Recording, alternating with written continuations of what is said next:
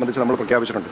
അപ്പോൾ ഞങ്ങൾക്ക് വിദ്യാഭ്യാസത്തെ സംബന്ധിച്ച് അതിനെ കൂടുതൽ അക്സസിബിൾ ആക്കുന്നതിനെ സംബന്ധിച്ച് ഞങ്ങൾക്ക് ഞങ്ങളുടേതായിട്ടുള്ള കാഴ്ചപ്പാടുണ്ട്. അതനുസരിച്ച് മുന്നോട്ട് പോകും. കഴിഞ്ഞ ഗവൺമെൻറ് 10 വർഷം ഉണ്ടായിട്ടും അവസാനത്തെ ബഡ്ജറ്റ് ഇറങ്ങി പോകാൻ നേരത്തെ ഒരു പ്രഖ്യാപനം നടത്തിയിട്ട് പോയതല്ലേ ഉള്ളൂ.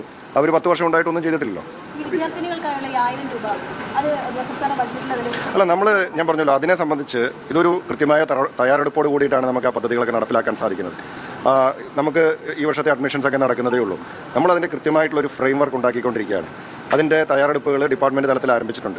നമ്മൾ ആ ഫ്രെയിം വർക്കൊക്കെ ഉണ്ടാക്കി കൃത്യമായ തയ്യാറെടുപ്പോട് കൂടി നമ്മൾ ആ പദ്ധതിയുമായി മുന്നോട്ട് പോകും. അത് നമുക്ക് ഈ ഒരു ഗ്യാരണ്ടിയുടെ കാര്യത്തിൽ മാത്രമല്ല, നമ്മൾ പ്രഖ്യാപിച്ചിട്ടുള്ള എല്ലാ ഗ്യാരണ്ടികളും ഈ ഗവൺമെൻറ് നടപ്പിലാക്കുന്ന കാര്യത്തിൽ പ്രതിജ്ഞാബദ്ധമാണ്.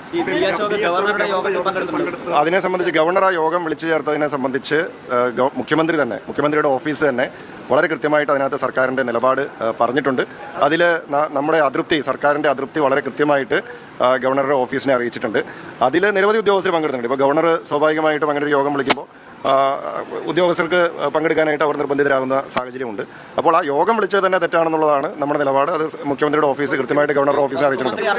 അല്ല, ഞാൻ പറഞ്ഞില്ല, അത്തരം കാര്യങ്ങൾ ഗവർണർ യോഗം വിളിച്ചത് തന്നെ നമ്മൾ ആരും അറിഞ്ഞിട്ടില്ലല്ലോ.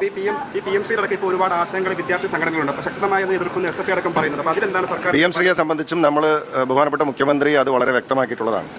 ഇത് സമരം ചെയ്യുന്ന SFIക്കാരും അല്ലെങ്കിൽ ഇടതുപക്ഷത്തിൻ്റെ ആളുകളും ഒക്കെ ഇത് ഒപ്പിട്ടപ്പോൾ എവിടെയായിരുന്നു? അവർക്ക് അന്ന് ഈ ആവേശം ഉണ്ടായിരുന്നെങ്കിൽ നമ്മൾ ഇന്ന് ഇത്തരത്തിലൊരു പ്രതിസന്ധിയിലേക്ക് നമ്മൾ എത്തില്ലായിരുന്നു.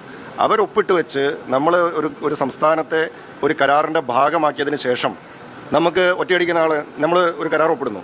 ഒരു സർക്കാർ കരാർ ഒപ്പിട്ടതിന് ശേഷം ഒരു പ്രോപ്പർ എഗ്രിമെൻ്റാണ്. അതിനുള്ള നടപടിക്രമങ്ങൾ വർഷങ്ങൾക്ക് മുമ്പ് ആരംഭിച്ചു. 2024 തന്നെ കഴിഞ്ഞ LDF സർക്കാർ PM ശ്രീയുമായി ബന്ധപ്പെട്ടിട്ടുള്ള നടപടികൾ ആരംഭിച്ചു. ഫിനാൻസ് ഡിപ്പാർട്ട്മെൻറ്റ് അതിനുള്ള അനുമതി ഉൾപ്പെടെ ലഭ്യമാക്കി. രേഖകളൊക്കെ വരും ദിവസം മാധ്യമങ്ങൾ തന്നെ കിട്ടിയിട്ടുണ്ടല്ലോ. അങ്ങനെ ചെയ്ത ഒരു കാര്യം കൃത്യമായ ഒരു എഗ്രിമെൻറ്റ് ഒപ്പിട്ടിട്ട് ഒരു കത്തയച്ചാൽ അതുകൊണ്ട് അവസാനിക്കും ഇത് അല്ലല്ലോ. അപ്പോൾ ഇപ്പോൾ അവരുടെ ഭാഗത്തുനിന്ന് ഉണ്ടായിക്കൊണ്ടിരിക്കുന്നത് തികഞ്ഞ കാപട്യമാണ്. ഈ ആവേശം അന്നുണ്ടായിരുന്നെങ്കിൽ ഈ പ്രശ്നം ഉണ്ടാവില്ലായിരുന്നല്ലോ. സ്വകാര്യ സർവകലാശാലയുമായി ബന്ധപ്പെട്ട് സർക്കാരിൻ്റെ ഒരു സമീപനം എങ്ങനെയാണ്? നമ്മൾ സ്വകാര്യ സർവകലാശാലകളുടെ കാര്യത്തിൽ സർക്കാരിന് തുറന്ന മനസ്സാണ്. അതുകൊണ്ടാണല്ലോ ഞങ്ങൾ പ്രതിപക്ഷത്തിരിക്കുമ്പോൾ തന്നെ ഞങ്ങൾക്ക് അന്ന് LDF ഗവൺമെൻറ് കൊണ്ടുവന്ന ബില്ലുമായിട്ട് ചില കാര്യങ്ങളിൽ ഞങ്ങൾക്ക് അഭിപ്രായ വ്യത്യാസങ്ങളൊക്കെ ഉണ്ടായിരുന്നെങ്കിലും പൊതുവിൽ ഞങ്ങൾ ആ ബില്ലിനോട് യോജിക്കുകയും ആ ബില്ല് ഏകകണ്ഠമായിട്ടാണ് നിയമസഭ പാസ്സാക്കിയത്. അപ്പോൾ അതുകൊണ്ട് തന്നെ സ്വകാര്യ സർവകലാശാലകളുടെ കാര്യത്തിൽ ഞങ്ങളുടെ നിലപാട് നേരത്തെ വ്യക്തമാക്കിയിട്ടുള്ളതാണ്. മാറുന്ന സാഹചര്യത്തിനനുസരിച്ച് നമ്മുടെ വിദ്യാഭ്യാസ മേഖലയിൽ മാറ്റങ്ങൾ ഉണ്ടാവണം.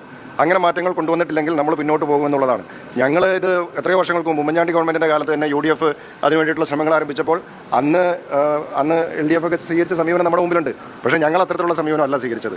നമ്മൾ വളരെ തുറന്ന മനസ്സോടുകൂടി അതിനെ സ്വീകരിക്കുകയും ഞങ്ങൾ ഏകകണ്ഠമായി ആ ബില്ല് പാസ്സാക്കുകയുമാണ് ഉണ്ടായത്. പക്ഷേ നിലവിൽ ആ ബില്ല് ഗവർണർ രാഷ്ട്രപതിയുടെ പരിഗണനയ്ക്ക് അയച്ചു.